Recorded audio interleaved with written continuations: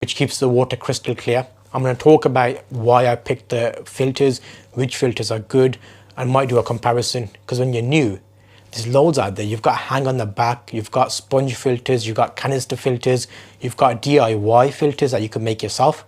In today's episode, we're going to be looking at filtration and substrate. And you know what substrate is? It's basically what you decide to put at the bottom of your aquarium or fish tank. In my case, this is going to be white stone, sand, coral.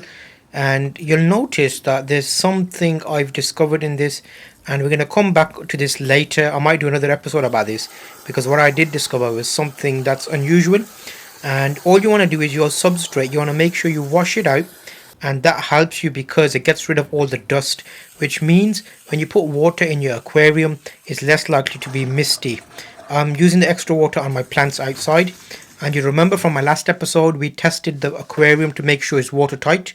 We put in normal tap water. So what I'm doing now is putting a pump in there, getting rid of half of that water, and then I'm going to put in my substrate, which is my I'll call it white stone sands, and then we can see how that works.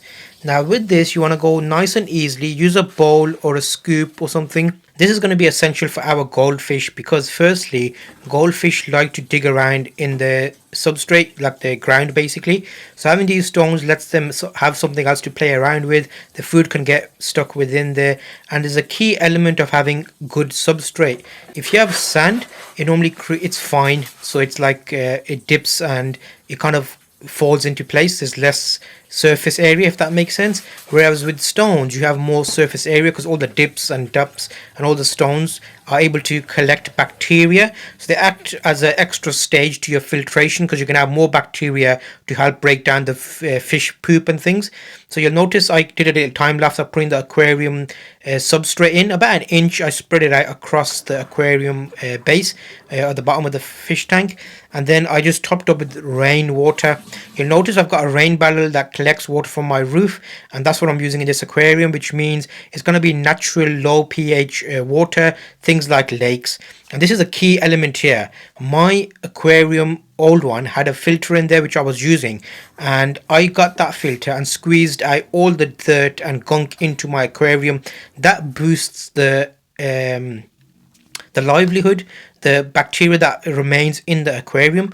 And then I'm also adding a bit of tap safe. This has a bit of like a slime layer to help them. So it's very important to have good filtration in your aquarium, and make sure that you've got different options to keep you having the water turning over. A bit later on this episode, I'm going to explain about all the filters that I looked at and why I picked these ones. But you'll notice here, look how quickly it's sucking up all the dirt that I put into the aquarium. And there's a little time lapse here of me putting, I couldn't help it, I wanted to make a full episode about decorating my aquarium and what you should have in there. But what I ended up doing is, while the water was settling in, I started putting some of my decorations in the aquarium. You'll see these over time. I'll talk about why I put these in. And I put an air stone in, which basically creates a bit of bubbles on the surface of the water, which makes the circulation of the water even better. Because remember, this is a 4-foot aquarium, and that does mean that there will be spots where water is maybe stagnant, the filter may not reach. And you'll see I just put a couple of stones in there, additional fake plants, and a little bit of a decoration. Now let's look at the filtration element, which is very important. So you need to make sure that you have good circulation in your aquarium. Filtration, all that means is the water is being sucked up into a box, and that box is taking out all the dirt, the nutrients that the fish do not want, extra food that stays there. We'll talk a little bit about feeding in another episode, because feeding is very important as well. So you'll notice here, this is a very small filter. The first one that I showed you is a tiny filter. However, I'm showing you the couple of options that are out there that you can think about. The second one here is slightly better. This one is what I actually used in conjunction with another one to help clear up my aquarium water. Ideally, I want a canister filter, but for now I will be using this.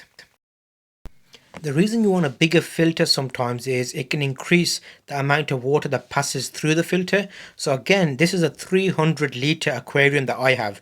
So ideally, I want that to be filtered every hour, at least 3 times. The reason being, the goldfish are quite a messy fish, so these filters will basically mean that the aquarium water is being run through the filter entirely 3 times an hour, which means you have crystal clear water, and that means that you're not going to have any extra things floating in your water.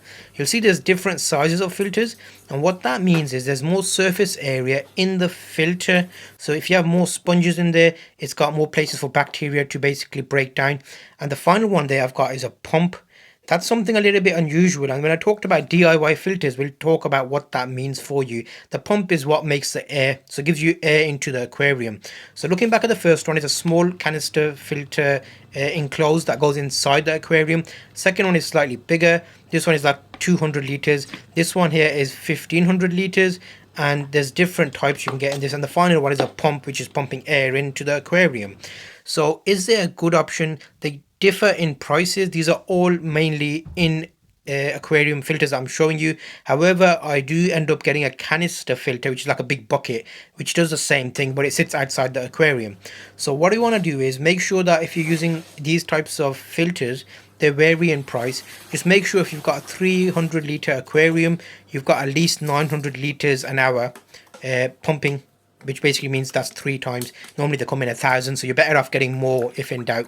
And what you want to do is take a bit of aquarium water out into a bucket, and always wash your filter out in aquarium water. The reason for that is we don't want to kill off all the bacteria that you have got in your aquarium. All we want to do is get rid of the poop and stuff into the bucket and put the filter back to work. So if you were to wash this filter in tap water has chlorine in there, which may end up killing all of the bacteria. We don't want that. The fish like the bacteria because it helps them to basically stay healthy, and it breaks down their poop. Here's another filter that I used, which was like a DIY option, which I'm going to show you later on. So you'll notice here it's got a sponge in the bottom. I washed this out because this is the smallest one I could show you. There's 2 different sponges in here. One is a fine and one is a medium, which means small and medium bits will get stuck in there. And then this filter is actually quite unique, but it comes with these extra little blocks, these blobs. What they are is like ceramics. So what that allows is extra surface area for bacteria to live on. So you basically got 3 different types of bacteria. You've got normal filtration through your filter, like sponge. You've got these balls and ceramic balls where bacteria can live on, and then you've got air, which aerates as well. So these are all key elements that you want to introduce into your tank. The more of these you have and the bigger they are, the clearer your water, and that means you can have happy fish that won't have any issues in the water. And that's a key element to remember. So this is quickly showing you how I clean the filter and a little filter that I will be using in a separate tank. However, I wanted to show you how easy this is. What you want to do is, after you've cleaned your filter, what I like to do, this is a top tip by the way, put your filter on in a bucket of water before you put it into your aquarium. Because what happens is, when you've messed up all the aquarium, the filter, all the sponge and everything, when you put it back in your aquarium and turn it on, you may end up having a splurge of bacteria and dirt going back into your aquarium. But if you do it in a bucket first, you're going to get rid of that splurge of dirt into the bucket, and then you can put it in your aquarium, so you don't have like a messy thing. If you've ever done this, you'll know what I mean. As soon as you clean a filter and you turn it on, it basically makes a mess. The final one here is a top tip, because I'm giving you a DIY filter that I searched online, and I saw a Battenberg, I think it's called. This is a big sponge that covers one side of your aquarium, and you actually use your air stone to filter out the water by sucking up air. So what happens is, when you have an air stone in your aquarium, it's blowing up bubbles, and because it's air leaving, it's actually sucking up water as well, so it creates a bit of a suction, like a pumping action. So what I've got here is a PVC pipe. I cut it down, sanded the corners off and wiped it down, and then used a 90-degree elbow just to have this. You'll see when I put it in the tank what I mean by this and why I did this. I wanted to test it, because realistically I want as much filtration as possible to keep my goldfish as healthy as possible. He is a rescue fish, so you want to give him the best possible life. In the open, in the wilderness, the lake, there's loads of water there, so having a fish there, they've always got clean water. However, we want to make our water as clean as possible. So what I'm doing here is I'm finding a drill bit which is the same size as my air tube, because I want to put the air tube into the pipe, which means it's going to be sucking up water through the pipe and letting it come out. We're using a drill to make these holes. There's a couple of key elements here: a drill bit, the plastic pipe, a little plastic hacksaw, a measuring tape, and the foam itself. You can get loads of different types of foams. I might link you in the description to the stuff I'm using here, so if you ever need to make a filter yourself, or you're stuck and your filter breaks down, you've got an air stone, you can do this as an interim solution. I want to see how well it performs. Does it keep my water crystal clear? Will the goldfish like it? Will it be clear? And also, will there be enough there? So on the bottom I drilled a few more holes where it can suck water up from the aquarium. Remember, this will all be sitting behind the filter pad, so that's a key element to keeping the water flowing, and also big enough holes that it doesn't cause any issues. So you want to do some water tests on your aquarium water as well. So you can get a kit which basically allows you to test the water to see how well it is. You could do a pH test on there as well, and that gives you a good overall experience of what your water is doing. So here's that sponge that I'm talking about. So I will be cutting a hole in the sponge and putting this in one side of the aquarium, and this is quite a thick sponge, so I've got more surface area here for bacteria to live. So you'll notice here I'm putting the pipe into the water, and that's going to allow me to have the air stone work for us.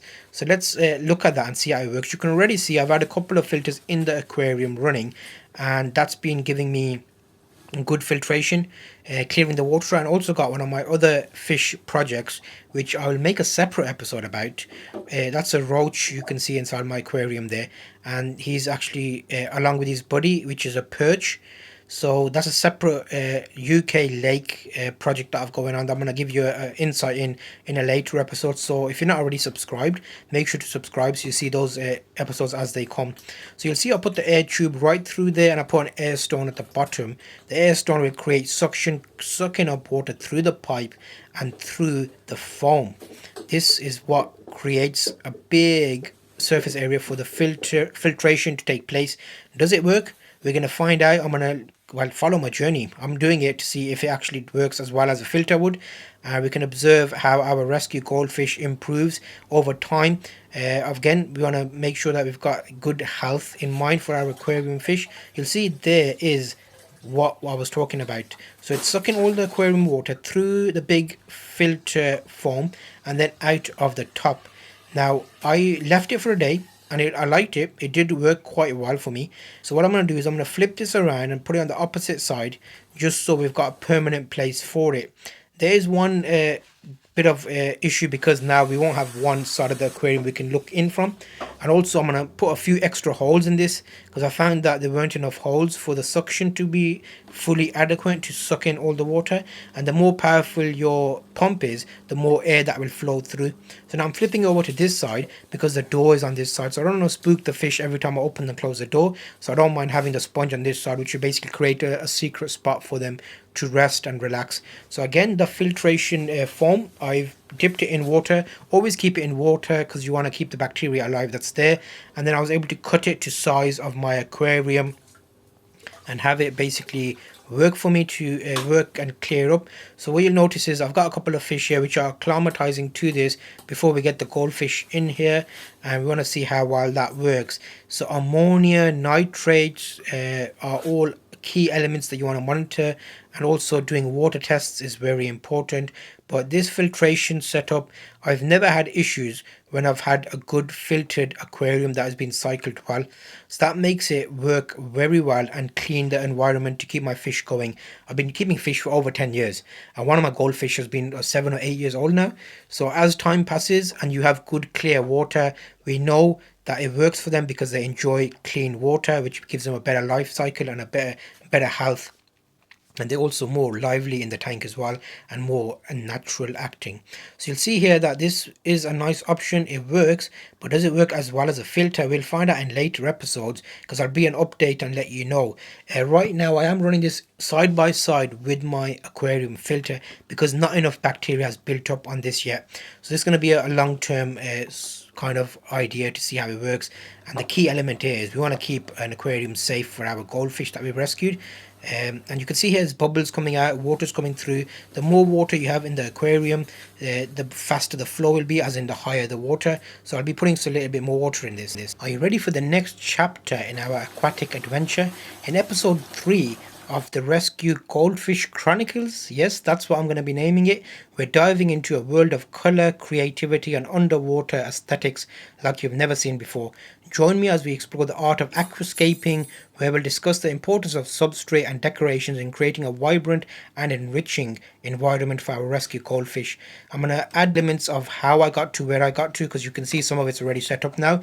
From choosing the right substrate to selecting stunning decor pieces, I'll uncover the secrets to making our aquarium a true masterpiece for our goldfish. It's a great reason to make sure you're subscribed so you don't miss the next episode in this series.